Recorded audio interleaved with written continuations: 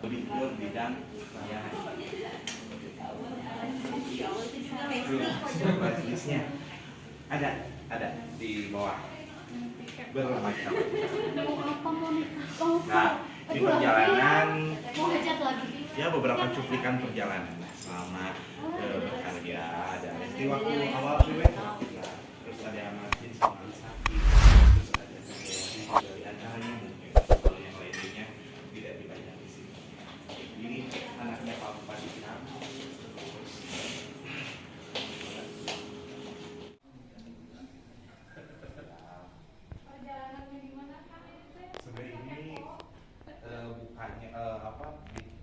Launching galeri barunya itu baru dari bulan September kemarin. Alhamdulillah kita sudah bergerak di bidang persewaan ini semenjak 10 tahun yang lalu. Makanya insya Allah nanti tanggal 4 September pas dulu ya ini tanggal 4 September mau ada fashion show Jawa Sebayan 10 di Asia gitu. Itu perjalanan kita yang khusus bergerak di bidang ini akan menampilkan karya yang sudah 10 tahun inilah. Berawal dari 2012 itu masih kecil-kecilan banget di rumah orang tua. Terus di 2014 alhamdulillah bisa punya galeri kecil tipe 45 di perumahan. Terus sampai 2016 pindah ke galeri yang agak lumayan besar, masih di perumahan, dan alhamdulillah di 2021 ya kita bisa pindah ke sini gitu. Enggak basic sama sekali. Basicnya itu di akuntansi malahan. Basicnya kan di akuntansi, terus sekolahnya juga di akuntansi gitu. Makanya yang digerakin di sini itu adalah secara bisnisnya sih gitu. Kan ada orang yang memang basicnya itu dari pria, dari make up. Ada orang basicnya itu dari dari desainer gitu. Kalau saya memang ya dari butuh uang. Kalau nggak butuh uang nggak mungkin buka usaha ini. Intinya dari butuh uang jadi cari inovasi yang baru. Lantaran pangap. Nah waktu itu ya cari sesuatu hal yang baru, karena di Tasik itu dirasa dulu belum ada pembaharuan yang seperti gimana. Nah makanya saya membuat sesuatu hal yang memang terus sesuatu hal yang baru yang belum ada pada saat itu ya di Tasikmalaya tersendiri gitu. Target marketnya tuh kayak ini ya, mua-mua gitu ya? Target marketnya enggak semua, tapi kita membentuk manajemen mua-mua gitu. Jadi mua-mua itu dibentuk di di perusahaan ini. Nanti ketika orang ada yang ingin mencari selain daripada persewaan ini, mencari make up juga ada gitu. Kayak di paket gitu mungkin ya? Betul, tapi bukan IO, bukan WO. Ini hanya fokus di bidang busana dan make up gitu. Di sini di bawah ada 2 orang sebenarnya karyawan yang admin ini dari mulai mengurusi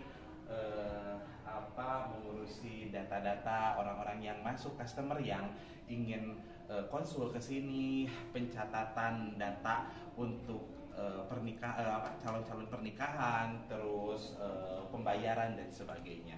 Konsultasi khusus di sini gitu. Kalau misalnya ada keluh dan sebagainya, ada kritik dan saran, biasanya di sini gitu. Betul. Gitu. Di atas kita ada bagian fitting. Gitu. Bagian fitting kita di atas, kita ke atas. Kalau custom bisa, cuma sekarang Dedinya ya.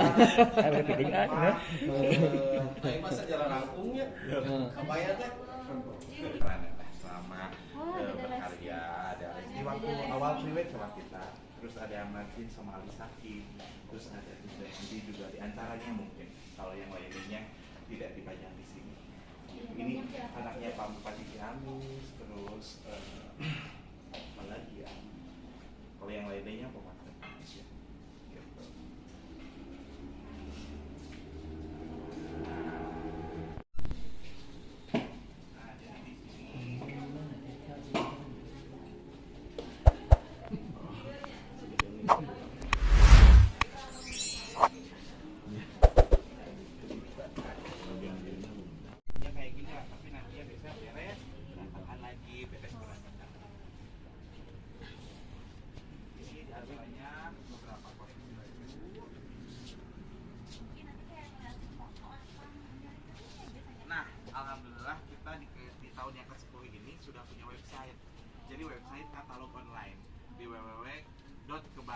kioskebaya.com. Jadi di sana orang sudah tidak perlu lagi untuk melihat ini baju. Orang sudah tidak perlu lagi untuk datang ke storage kita yang acak-acak jual lepas. Karena kenapa? Kalau dijual lepas itu sayang kan. Kalau hanya disewa perdanakan, itu akan balik lagi ke kita dan akan disewakan kembali. Jadi memang bisnisnya muter terus. Kadang-kadang ada yang memang kalau baju masih dengan kondisi bagus, bisa itu dengan beberapa puluh kali pemakaian. Ya alhamdulillah itu sudah menjadi laba dari kita ya. Buat desain terbarunya, update barangnya gimana? Nah, kalau misalnya untuk desain terbaru, biasanya suka lihat untuk inspirasi ya. Yeah. Saya lihat pastinya di desainer internasional.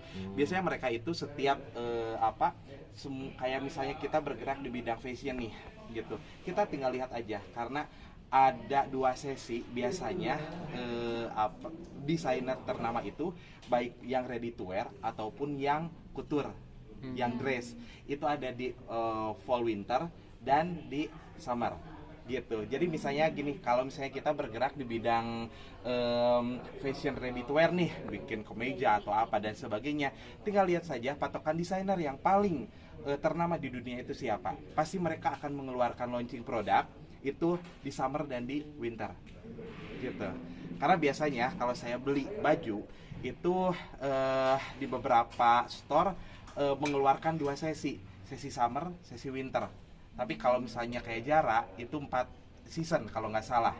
Jadi per 3 bulan itu ganti-ganti terus. Makanya selalu mereka itu memunculkan desain yang paling terbaru. Seperti misalnya untuk patokan warna, patokan cuttingan, patokan desain yang sekarang itu mereka itu lebih cenderung kemana gitu. Kiblatnya ya. Betul. Kalau misalnya saya selalu lihatnya Juhair Murad, Elisab itu desainer di Eropa gitu. Tapi yang ready to wear juga biasanya yang kata Pak Yani tadi yang satu kemeja itu bisa 1000 euro ya, Pak. Itu Valentino. Karena Valentino itu menjual baju-baju dengan skala lux gitu, kayak Valentino, LV, terus Chanel, terus brand-brand Dior, nah dan sebagainya lah. Itu patokan-patokan utama sih, karena itu kan brand yang paling sudah berskala internasional ya. Jadi kita bisa memacu dari mereka-mereka yang sudah punya brandingnya sudah kuat gitu. Itu harus di awal. Justru yang begini jadi kapok. Karena dia industri itu adalah bukan untuk mengembangkan sektor. Industri itu adalah dia memproduksi sesuai kebutuhan para transaksi. Jadi bukan lebih ke dia terima pesanan. Tadi saya ini trader, tapi kan harus bikin pabrik nih misalnya. Apakah boleh pabrik yang punya saya? Boleh. Cuman yang dibedain adalah si trader sama pabrik ini, trading sama lulus beda semua. Oh, dari marketing, tempat, semua beda. Pola bisnisnya beda.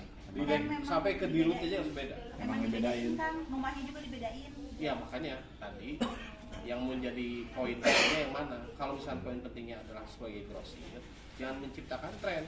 Biarkan orang lain yang menciptakan trennya. Kita memenuhi kebutuhan tren itu.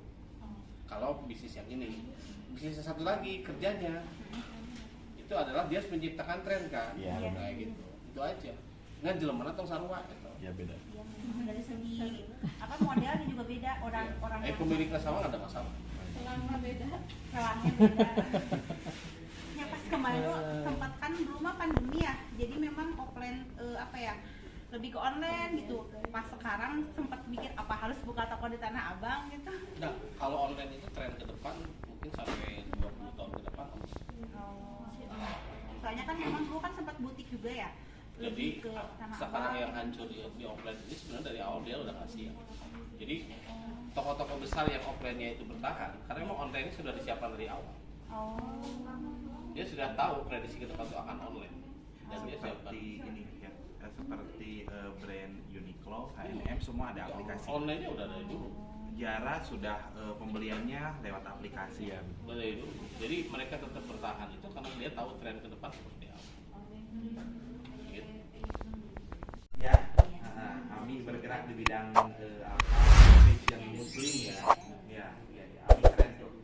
Salah satu